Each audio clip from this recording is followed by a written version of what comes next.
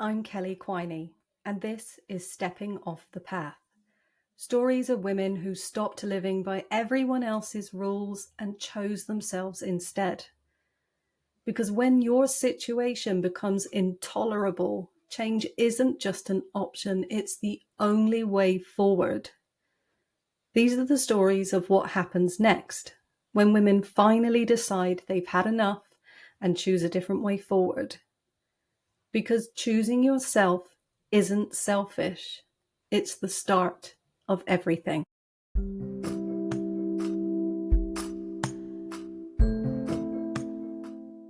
Before we begin, a quick note. This episode includes discussion of health, medication, and personal healing choices. These are individual experiences, not medical advice. If you are managing a health condition, please seek guidance from a qualified professional. Today, I'm speaking with Anna Kempt. She is the founder of Olympia Orla, a natural skincare brand born from her personal fight with chronic illness. We talk about refusing a diagnosis, trusting intuition, and turning struggle into purpose. Let's dive in.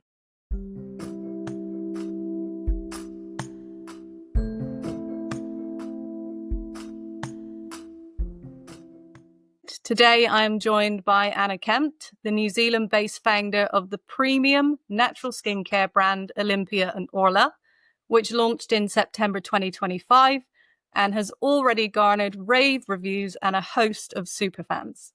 It's already making a huge difference in the women's lives who are using it, mine included, and I'm really looking forward to hearing more about what it actually takes to launch a natural skincare beauty brand in today's market.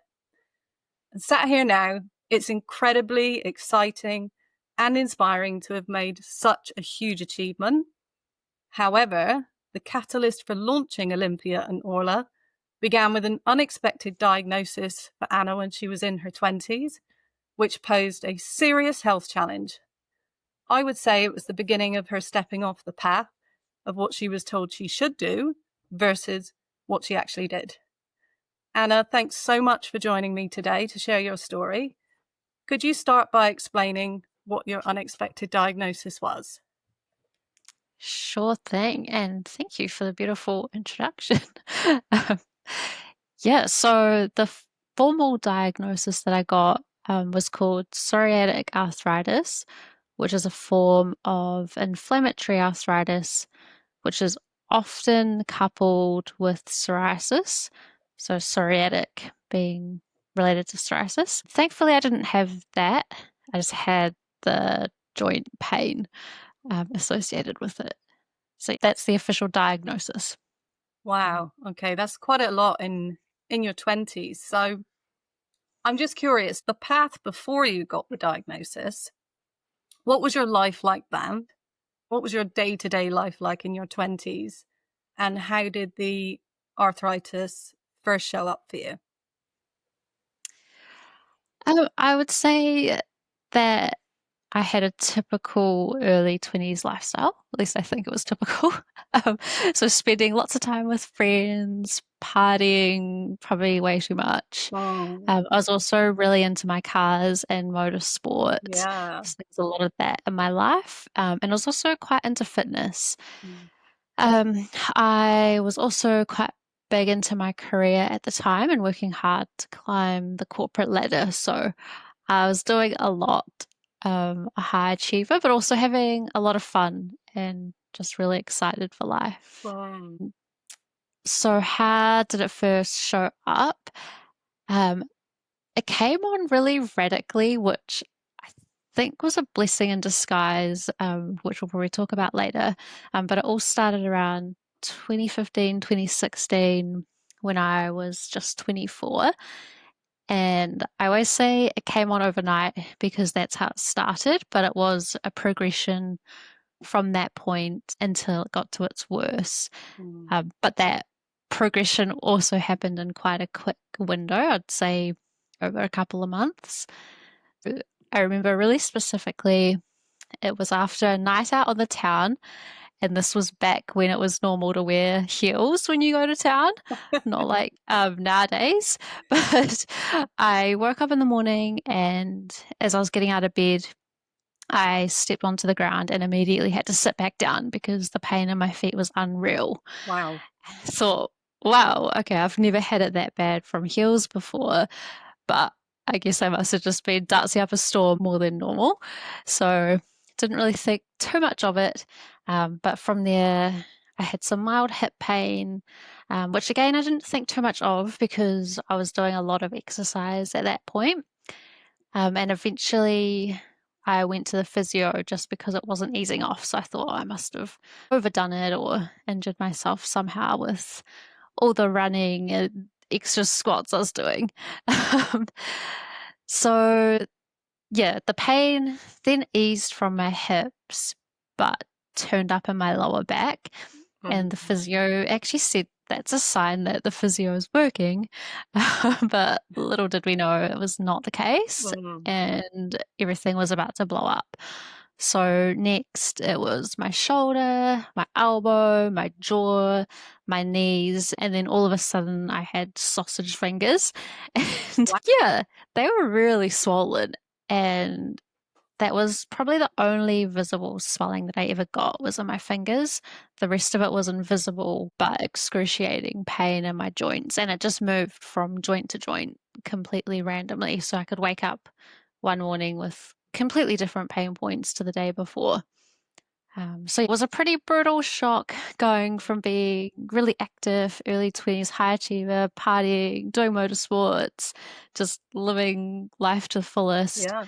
to being basically bedridden and then going through times where I didn't even want to talk and I couldn't laugh because the jaw Mm. pain just hurt too much. Wow.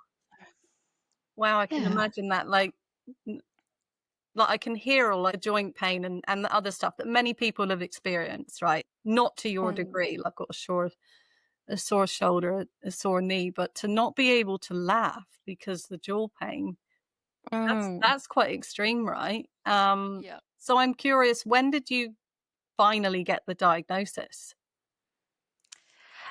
I was lucky because the diagnosis was quite a fast process. So Mhm. you do hear about a lot of people, or at least back then, a lot of people taking months or years to get diagnosed. But mine was quite quick. The doctor instantly recognized what it might be, sent me off to a specialist, and then the specialist diagnosed me. Mm. And I'm really curious, like, you're 24, you're active, you know, all these amazing activity, the motor car sports and all of those things. Um, what did you think when you heard arthritis? Did you have any preconceptions about who got arthritis and what it meant? Yeah, I actually barely ever like used the term arthritis. Mm. Because to me it was something that just old people got. Mm. Um, and then to be young and have arthritis, it felt kind of embarrassing to me for some reason. And yeah, hated using the word because people don't really understand what it is in the autoimmune sense. Mm. Um, because, when you hear about arthritis in the elderly, it's typically due to, joints degrading and having actual physical change that's causing Mm. issues. Whereas this is a perfectly normal joint, but it's inflamed and that's why it's hurting. Mm. I feel like the term probably needs to be changed because it doesn't feel quite right. Mm. Mm. And it's Yeah. not visible, right? So you can feel No. it, but other people can't see it. Hmm. And I think lots of people probably have the idea that it's an old person's illness, but like you say, there's the difference between the two, between what you were experiencing and bones degenerating. So Yeah. so you've got the diagnosis, you know, sore body. I can't even imagine how unnerving or scary it would be to think what's going to be in pain tomorrow. What am I Hmm. gonna wake up with, you know? So what did the doctors tell you or the physios? What was the, "Well, you've got arthritis, this is what you need to do." So A little bit of background to that before I talk about that is I was really shocked because I had come on so quickly and violently. And I thought, well, there must be a clear explanation of something that has happened. So when they told me it's inflammatory arthritis, it's incurable, you're going to be on medications for the rest of your life to manage it, it was, yeah, really shocking. Left the doctor's office and just cried in the toilet of the hospital and processed that for a couple of days. But I couldn't let that thought out of my head that if it came on this fast, there has to be a reason. And if there's a reason, it can be resolved. Yeah. Yeah. Yeah. So is there anything about what you were told that you should do that didn't feel quite right or didn't sit right with you? Yeah. Yep. So, yeah, they basically said you're going to be on medication for the rest of your life. And I thought, well, surely there's another option. Yeah, you could not take the medication and then your joints will get destroyed and you'll be in a wheelchair or something like that. Okay. Wow. Still doesn't seem quite right. So I started researching those thoughts that I had around, if something comes on as quickly, can it go away? And it turns out that those thoughts were leading me in the right direction. The research that I did showed that certain genes can be dormant and then they can become activated, but they can also do the opposite. They can be turned back off. Wow. So in my mind, I just had to figure out how to turn them back off. Wow. Yeah, I just knew it wasn't right that I could go from being so healthy to so messed up so fast without any real explanation other than your body has turned against itself. So when I found out that bit of information and I found out that food is one of the biggest factors, I went back to the rheumatologist and I said, I found this information that suggests diet could help. And they said, if you want to have a better diet, that's fine, but it's not going to do anything for this. You still need to go on the medication. But yeah, the medication scared me as well because I'm the type of person who reads that little insert that's in the medicine box. And some of the potential side effects were crazy. Some of them even said may cause arthritis. Oh, this is a medication that is meant to like stop this or put it at bay, and it's like could cause it. This is crazy. Yeah, and I just knew that this couldn't be my life. And I'm really stubborn. So my life was really, really hard for a while, but I was determined. And so I began my long journey of healing, which I referred to as my journey of refusal because I just refused to accept it, basically. I love that. And I'm curious, what you've described takes a lot of courage. Yeah. And where did those reserves come from? You said I wasn't willing to accept this, but you're going out on a limb. You're told to take the medication. That's it. But you go, no, I'm going to find another way. Don't think it was courage as such. I think for me, there just simply wasn't another option because it was so bad. It was either try this or I don't want to be here anymore. And that wasn't an option for me. So I had to fight. And I did balance my approach. I did use some medications because I seriously needed them, but it was alongside the other parts of the healing journey, and then was able to eventually reduce those medications and then stop them. And none of the hard medications worked for me anyway. I have a very long fail list of medications. So that's probably also a good thing because there wasn't a backup option either. It was just, just got to figure it out. So what did you do? You'd mentioned food. What did you pursue? Yeah, so mainly food. I found out the importance of diet, and it turns out that energy drinks and pies aren't really a good food source. So my early 20s self had to give those up. I found out also alongside food, there's other factors as well, and stress is a big one. But finding that out was actually really stressful because how can I not be stressed right now? Yeah. The diagnosis is stressful. These changes I have to make is stressful. You know, worrying about the future and what might happen is stressful. And I was like, how do Mm. I not be stressed? But yeah, it's like food and lifestyle. I went to a herbalist, got some traditional Chinese medicine, herbs, and things like that. Did all sorts of really weird and wonderful things.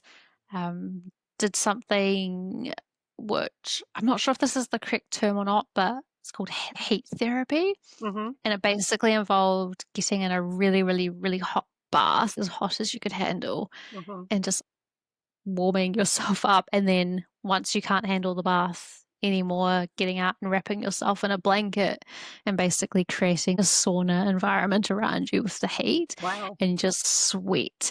And it's basically to try replicate, this is how I understand it, could be wrong, but to Mm-hmm. replicate a flu or something like that in your body. And so you trick your body into believing that it's fought off this virus or something and then has succeeded, Yeah. because you've raised your temperature and then you've come back down to normal. Mm-hmm. And the idea is that that stops whatever's gone wrong with your immune system being overreactive. Yeah. And that actually did help a lot. Wow. Super random. Um, but yeah, an environment as well. So at the time, I was actually managing a workshop for cars and motorcycles, and there was no ventilation in this workshop. So it was constant exposure to probably unsafe levels of exhaust fumes and things like that. So there were a lot of changes to be It's made. almost, And yeah. I remember it was really hard. And I think changing your diet sounds really simple and straightforward on paper and really obvious, but it's quite an emotional process when you go from being able to enjoy all these different foods to being so restricted, because the diet that I was on was so restrictive. Yeah. And coupled with the pain, I remember many times just crying on the kitchen floor because I couldn't chop my veggies because my hands were just too sore to hold the knife. Wow. And I was trying so hard to be healthy, and everything just feels like it's against you. It was a real challenge. And reflecting on all of this, I look back and I think how insane I was, how much of a people pleaser I was, because during all of this, despite being in excruciating pain, waking up not being able to move, I had to have my um, anti-inflammatories ready on beside my bed with water every morning because I had to take them before I could even sit up out of bed because the Wow. pain was so crazy. Um, I still went to work every day. Wow. And I had to walk upstairs several times a day in that job. Yeah. And it was tough. And there were days that I would be almost in the bathroom because the side effects of the medications, but I didn't feel like I could take sick leave. Wow. So I just back to that. I'm like, that is just crazy what I pushed through. And I feel a little bit sad for myself back then because I thought I had to. Mm, mm. And when you talked about stress, in my mind, I'm thinking, wow, that's really stressful, that people pleasing. And I also wanted to touch again on something that you said about food, because I've been through an elimination diet myself and Mhm. I changed the way I eat. And I really want to acknowledge what you're saying, because there's so many things that we associate with food, and there's Mm. social aspect to it. There's all these different parts to it, and I really hear what you're saying there. And even though we know it's good, it's hard, right? It's just really hard Mhm. when you can't go and get a cup of coffee and a cake from the cafe downstairs because you've hit the 3 o'clock slump, that, like that kind of thing. So with everything you'd started to put in place, is there a point where you started to see it turning and your symptoms start to reduce? It was a long journey. Mm. So it took me, I think it was around 3 years before I was like fully in remission. Um, I first did the autoimmune protocol diet, which was a strict 30-day diet. Mhm. And after that 30 days, I felt really good in every single other area except for the pain. So pain didn't change, but I felt more energetic and I felt healthier and better. And it hasn't like cured me magically in 30 days, but the other benefits that I've got from it is worth continuing to pursue this. Mm. And I think it just does take a long time because you're kind of undoing like years of abuse to your body, basically. Well, Um, yeah, yeah. yeah. Yeah, you'd spent 24 years up to that point living a certain Mm, way. So, of course, 30 days is not going to undo that. But, so you carried on with the autoimmune protocol. yeah. Was there anything else that you started or were doing alongside that when the pain started to reduce? Because pain's a big deal, right? It controls so many Mm, aspects of your life. So, yeah. Yeah, I think it was really a combination of things that eventually started to reduce the pain, and that was, yeah, continuing the good diet, working with the herbalist, changing my environment in some ways as well. I also moved out of my moldy flat. Um, so, there's a lot of factors. Like I don't think there's ever just one thing that like really pushes you to that point. I think it's all these contributing factors that all work together and eventually give you the result. Um, yeah, and I will say as well, just really glad and grateful that I was raised with the ability to be able to question things and think critically because it was through those internal questionings that I discovered there were other options. So, yeah, just wanted to add that. and that's awesome because I was thinking about how do you stand up and you go, I'm going to go a different way. So it sounds like you had a good blueprint there already. Mm, Mm. yeah. So we've got 24-year-old Anna. You've got this 3-year journey of to wellness. Um, at what point in this journey, or maybe it was when you were getting well, did the idea spark for a natural skincare brand? You go from healing yourself to building something for others. Um, yeah, so there were a few memorable moments that involved a lot of tears, um, including that kitchen moment we talked about before. It really sparked from a particularly devastating moment. So, as I talked about, as part of the healing journey, I wasn't just changing my food, I was also looking at the other areas of my life that were impacting my body by means of harmful chemical exposure. So, we talked about the workshop environment that I was in, but it also meant I had to assess what I was putting on my hair and skin every day. And it did sadly mean getting rid of all the products that I used and replacing them with natural alternatives. Back then, the natural alternatives sucked big time. um, it was shampoo bars that left your hair feeling more greasy than when you started, and body wash bars with boring scents that made your skin squeaky. So it was quite depressing when you cut everything out of your life that once gave you joy, and then the replacements are just shit. Yeah, Um, yeah. but one day, one day I found a body wash that was natural and it looked pretty as well. So it wasn't typical ones that just smelled like sandalwood and came out of a brown plastic bottle. So it was really exciting. And I was really exciting because I thought I can finally have a moment where I feel like a normal mid-20s girl again instead of just feeling like a crippled 80-year-old. Mm. So I got this body wash. I stood in the shower, flipped the cap open, turned it over and squeezed the bottle, and nothing came out. And I squeezed it again, and nothing came out. And this natural body wash was housed in some sort of environmentally friendly plastic that was so rigid that Um, my painful, weak hands just couldn't squeeze it. wow. And so that was a crying on the shower floor moment because all I wanted was just this moment of luxury with a product I could trust using on my body, something that looked and felt special, but I couldn't have it. And I searched and I searched and I never found anything that met this desire. Wow. Um, but once I was better, I relaxed and became less strict with these sort of things. New options started to become available in the natural market world. So I found a skincare brand that used mostly natural ingredients, but unfortunately still used synthetic preservatives and synthetic fragrance, which really pisses me off, seeing brands claiming to be natural when they're using ingredients that are not approved for use in natural products.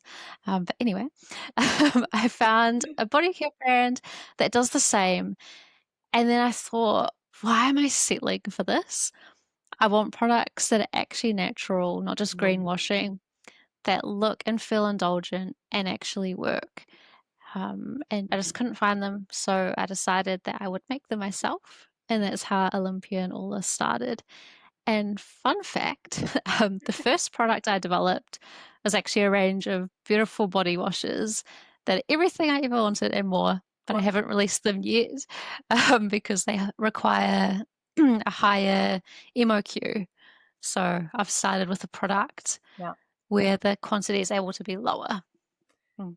I'm just curious with those other products, did the preservatives affect your skin, even though they were advertised as natural with the synthetic fragrances? Did they cause a reaction for you? Yeah, so with the synthetic fragrance, especially, I will get body rash. It's not excessive, but it'll hang around for a bit, and it's enough to signal, okay, body doesn't like that. Probably shouldn't keep loading that on because don't want it to result in going through this pain again. Yeah, yeah. There's Um, no better indicator than, "Oh, my body's come out in a rash." yeah. I love what you shared, and, for a woman listening who's being told what she should do, but feels the tug inside that it's not right, what would you want her to know? Trust your intuition. Mm. Like, really trust it. This will save you so much heartache and set you on the right journey. There are many times I ignored it and regretted it because it didn't seem like the right thing to do, but your body or your intuition always knows what's right and often before your brain catches up. And I think women are very intuitive naturally, but we aren't really taught how to recognize that and definitely not how to follow it. And I still get this wrong, but I know it's the most important skill to learn Mm. and will cut out a lot of pain and hard lessons. Mm, mm. Mm. And I love that because there's so much truth in that. As women, we ignore the little voice. Mm. We're still people pleasing. We're still walking up and down three flights of stairs each day and vomiting in the toilet because we don't want to upset other people. Right? I know that's Mm. an extreme, but we're still doing things like that. And you know, you've poured your heart and soul for more than 2 years into creating Olympia and Orla. What's the process taught you about yourself? It's really just taught me that I actually just can't give up. Like, I don't know if there's something wrong with me or not, but I just can't give up. I can't talk about all the crazy challenges I've faced in starting Olympia and Orla, but they are not for the faint-hearted, that is for sure. Mm, mm, Yeah, the most challenging one is a story, maybe for another day. But yeah, so many roadblocks and things that left me wondering if I'm even meant to start this business. mm, It took me so long to even come up with a name because every name I thought of was already taken somewhere. And at some point, I thought, if I can't even come up with a name, am I just not meant to do this? mm. But at that stage, I already had those body wash formulations and they were gorgeous. So I thought, there's no way I can't Yeah. not bring this to the world. So I've just got to figure it out. I have a background in operations, so I understand production and risks, and that there will always be challenges to solve. I'm a project manager, so I understand programs and timelines and contingencies, and budgeting, but none of that prepared me just for the extent of challenges and delays that would come up. Mm. Um, Ended up launching 9 months after my planned launch date. So, yeah, a lot of delays, but I'm also very stubborn, determined, and not very patient. But because of my impatience and passion, that combination can get me stressed out quite easily. So I'm having to learn to let certain expectations go, and yeah, things that aren't within my control, and Mm. just go with it. So Yeah. yeah, And I think that's great because I remember I read somewhere that even when you sort out uh, environmental factors like the products that you use, your food, stress will trump that every single time. And I was thinking about it before speaking to you, like, how do you even launch something like this? When I started to think about it, my brain sort of going to explode. I feel like we could probably do a podcast, a whole other one, just on what it takes to launch, right? yeah, But managing your stress during this must have been quite something to do. yeah. Yeah. And something that I probably haven't been doing that well, to be honest, because when you've put so much into something and then these challenges are popping up, threatening to destroy everything you've created, it's like hard not to be stressed. But yeah, really trying to remember that every problem is solvable. You know, there's going to be alternative options. I can get through it. Like, even just yesterday, I had something come up where I was like, oh no, this means I can't bring out my second product. And instead of getting, stressed out about it and starting to spiral, I was like, okay, no, there's going to be another way. And this morning it's already resolved. So it's just remembering everything can be resolved and not let it destroy your brain, um, Yeah, basically. So that's a work in progress, but that getting better at it.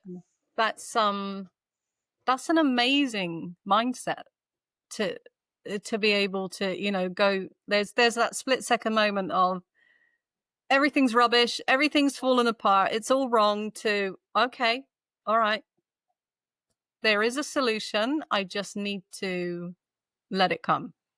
And here you are. You say you wake up the next day and it's already solved. I think that mindset is massive in reducing your stress.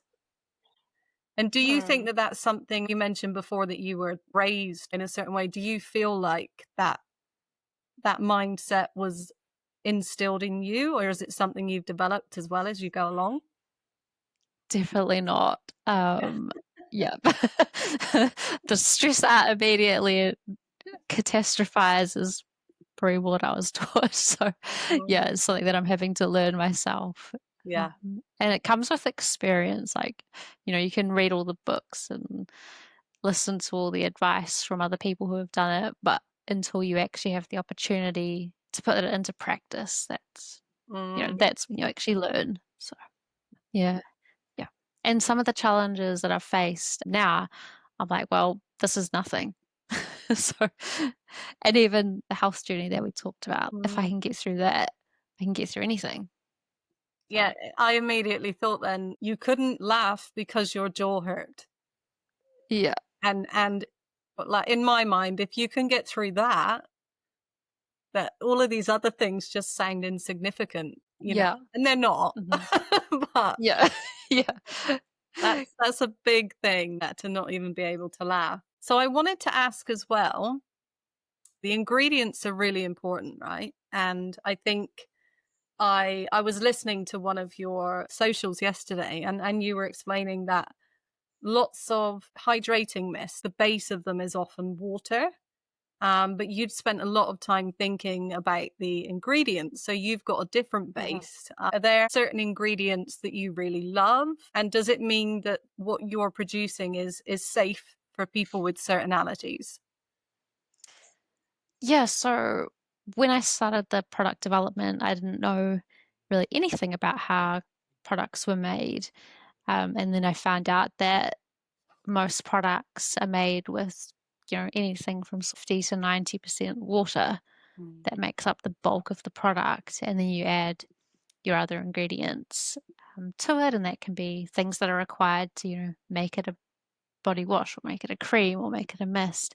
And then your actives and things that are actually going to improve your skin. But I thought so much of the product is water. There's got to be something better. So why not create it with something like aloe vera leaf juice? Because that's a fantastic product that is often overlooked, I think, because it's quite popular and well known, and it's not the next amazing trending thing, but it's such a beautiful product. It's calming and soothing and has so many benefits for you. So if you can replace water, where its sole purpose is just to house other ingredients, replace that with aloe vera leaf juice, and suddenly you've got a much more nourishing, soothing product that's providing benefits through all ingredients. So yeah, it's just really thinking about how can I make something better as well. Don't want to just repeat things. Like, let's actually make it better, improve on it. And there's a reason that we put aloe vera gel on when we get sunburnt, right? I love that it's like you care about it that much that you're really researching and thinking about, well, how can I make this better? And I'm hearing that's from your own struggle, because you want other people to, to enjoy it and to not be crying on the shower cubicle floor because this natural product you can't actually use, right? So yeah, definitely on a mission to create a full range of body and skincare products that are actually natural, using high quality ingredients that actually provide results as well, because a lot of natural products sound beautiful, but they don't necessarily do anything. Yeah. But also to provide a full experience, from a beautiful fragrance that's not typically found in the natural world, to the packaging materials, the look, and the feel. And that all comes back to, that moment that we talked about before, where you cut so much out of your life and you're going through something really tough. It sounds simple, but having a really beautiful skincare or body care product just makes you feel some sort of joy inside, whatever horrifying moment you might be going through on the outside. And that's really the essence of Olympia and Orla. It's creating a moment worth stepping into, a moment where the outside world stops. You can take a breath and just be and enjoy a moment without those thoughts and pressures and pains that you may be dealing with.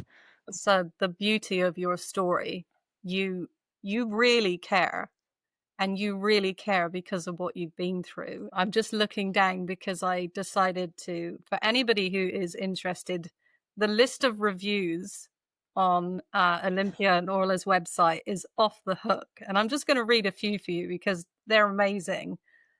So I've been struggling with stubborn forehead pimples for a while, and it cleared them up within just a few days. It feels super refreshing on the skin and was also gentle on a face injury I had. It even helped it heal. Wow. I honestly love this product. This one, some of these which I really like because I am 48, so I have older skin. After turning 40, I noticed changes to my skin. I had some patches of dryness. I couldn't find a suitable product to fix it. 1 week of this spray and they've gone. My skin has been dry from perimenopause, but since using this hydrating facial mist, it's glowy, plumper, and hydrated. I agree with that. I have found the same thing. And as a sensitive skin gal with very dry skin, this hydrating facial mist has been my new favorite product. So what I love about these reviews is, and there are heaps that talk about how much, healthier and more glowing their skin are. But if you have got acne or a visible thing which you feel really conscious about, that's a big impact. That's a big change. What does it mean to you to get feedback like that from these women? It's really almost overwhelming. Yeah. Because it's so lovely, and so heartwarming. Because, like you say, I poured so much energy and effort into creating this product, and it's really important to me, and it comes from a really genuine place of creating really good products. And you kind of have these moments of worry where, am I spending too much trying to perfect this? Should I just release something that's half as good and it'll be easier and quicker? And so it's just, yeah, seeing that all my efforts have actually been realized and understood by people's skin. Yeah. It's really cool. It's really cool. And it makes it all feel worth it. Because yeah, it's been a long journey to get to Mm. this point, and it's still a journey. It's still a struggle because I need to get the product out there into the world and in front of people. But even this group of people that have used it so far, just to have that feedback is amazing. It's amazing. It makes me emotional. I love it. Well, So really pleased. it's well deserved, and I'm, like, sitting here now, you, Anna, now, and looking back where you were to now, what do you feel is possible going forward? Everything is possible. And that's a little phrase that I've used for many years. 'Cause everything is possible. Whatever you can imagine and strive towards, and I think if it's coming from the right place, it'll work out with the right effort, and doors will open, and you'll meet the right people, and yeah, yeah, whatever you want, you can achieve. I'm curious, is there a next thing on the list? Yeah, so in terms of this business, yeah, so my next product will hopefully be coming out this year, all going well with shipping and things like that. But I've got a face scrub coming out, which is really beautiful. And from the people who have tested it so far, also has really good reviews. But you want to get a full range of skincare and body care products. So you've got everything you need and products that you can trust that feel beautiful and provide results. And then I want to take it out further than New Zealand Yeah. to the rest of the world. Yeah. So that's one of my goals as well. Awesome. And how is your health today? So much better. So much better. And I'm really glad that 24, 25-year-old me pushed through, because there were points where I thought, what's the point? I don't want to live like this. It's just a miserable existence. But now I have a great existence again, and it's really worth pushing through and remembering that just because you can't see something yet doesn't mean it's not there. So now I don't have to spend my evenings laying on the couch, not being able to move and dealing with relentless fatigue. I'm spending my evenings working on my business Mhm. and going for walks and doing those things that you don't appreciate until you can't do them. Even chopping veggies. Mm. Yeah. I'm just thinking now and hearing everything that you've shared and what you've achieved. Do you think you would be here now where you are without having had that diagnosis? Really good question. I would say no, because I think until you've lost your health, you don't realize the importance of it. So there would have been no reason for me to change my habits and the way I was living, and I wouldn't have cared about natural products. So no, this wouldn't exist if I hadn't gone through that. Mhm. Mm. Just wish it wasn't so painful to get here, right? Yeah. Yeah, exactly. Yeah. I just want to say thank you so much for speaking to me today and sharing your story. I really believe things that are born out of struggle, they have a huge impact. And like we said before, there's so much love and care that you have put into this product and more of the, the range that is coming. And I think your story is so important to it because it's not just another beauty brand. Mhm. There's so much more to it. and we will share where we can find you. But do you just want to share where people can find you and where they can get your hydrating mist? Yeah, for sure. You can find me on social media, being Facebook, Instagram, and TikTok if you want to see some more of the raw, unpolished stuff. But that is just at Olympia and Orla, all one word. Or you can find me at www.olympiaandorla.com. Mm. Now, just to add, people who sign up get $10 off their first purchase. They do, yep. Yeah. Well worth it. Well worth it. So once again, Anna, thank you so much. I've really, really appreciated being able to speak to you. Thank you so much for having me on my first ever podcast. It's a big honor. So thank you.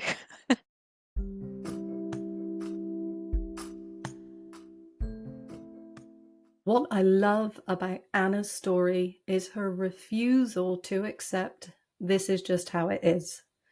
She turned a diagnosis into direction and her pain into purpose. Anna's story is what stepping off the path is all about. Finding the courage to leave what's no longer working and creating something real, honest, and alive in its place. You've been listening to Stepping Off the Path, conversations with women who've had the courage to choose differently. If something in this episode stirred something in you, please trust that. It's the part of you that's ready for more. For stories, resources, and ways to work with me, please visit kellyquineycoaching.com. Because choosing yourself isn't selfish. It's the start of everything.